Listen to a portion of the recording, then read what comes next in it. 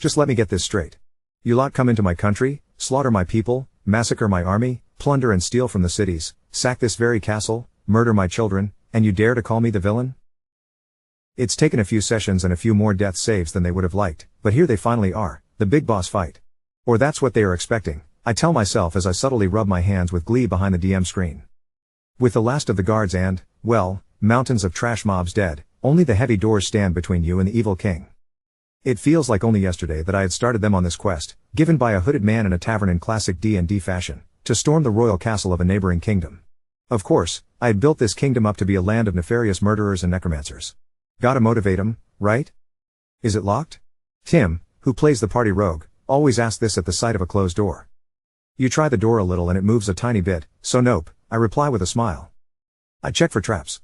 Locks and traps. Locks and traps everywhere. Gotta check for them all the time. No traps. Ah, I kick the door open, says Emma, who plays the party barbarian, tentatively. I always appreciate players who try to get into the roleplay. I reply, you didn't need to do that because the door isn't locked like I just said, but never mind. The door flies open with a crash, to reveal the personal chambers of King Araxakras. Jake, who plays the party bard, clears his throat. I point my rapier at the king and say, villainous king, we are here to end your villainous ways. I see a couple of my players pick up their dice to roll for initiative. I grin. Here we go. But wait. To your surprise, there are no guards with him.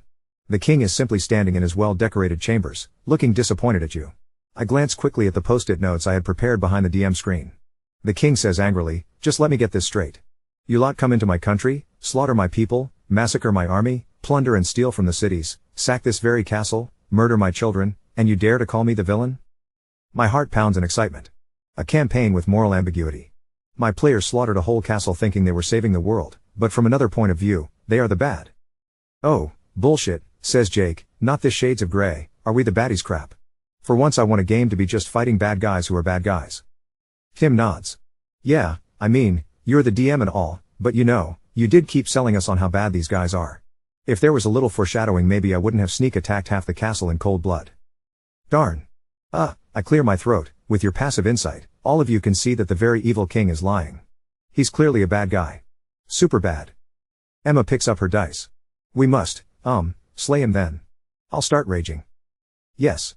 Everyone roll initiative to slay the villain. I smile, feeling a little dead inside.